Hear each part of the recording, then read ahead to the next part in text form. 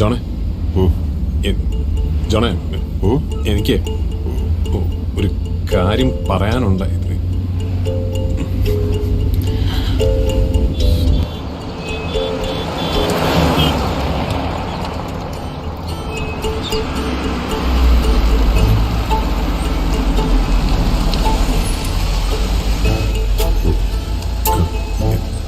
ജോണേ എത്തിയ എനിക്ക് ഒരു കാര്യം പറയാനുണ്ട്. ഒന്ന് രണ്ട് കാര്യങ്ങള്.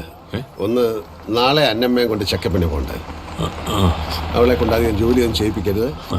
നീ മരുന്ന് കൃത്യസമയത്ത് എടുത്തു കൊടുക്കണം. അതൊക്കെ ഞാൻ ചെയ്തോളാം. പക്ഷെ എനിക്കൊരു കാര്യം പറയാനുണ്ട്. ഹലോ, രാജീവേ, ഞാൻ തന്നെ അങ്ങോട്ട് വിളിക്കാൻ ഇരിക്കുകയായിരുന്നു.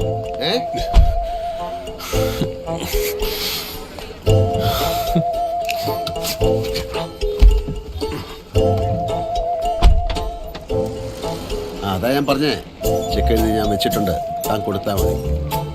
അടുത്ത പേയ്മെന്റ് ഒന്ന് ചവിട്ടിക്കോ, നമുക്ക് വന്നിട്ടിരിക്കാം.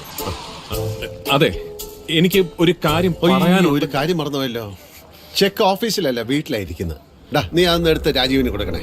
പാലക്കാട് നമ്മുടെ കരീം സാഹിബിന് കാര്യം പറയാനുണ്ടെന്ന്. നീ എന്നാ ചൂടാവുന്ന? കാര്യം പറയാനുണ്ടേ പറയാടോ. നമ്മുടെ അന്നയില്ലേ? ആര്, നിന്റെ അമ്മയോ? എന്റെ അമ്മ അന്ന അല്ല, കുര്യനങ്ങളുടെ മോള് അന്ന. അന്ന? ആ അന്ന പ്രഗ്നന്റ് ആണ്.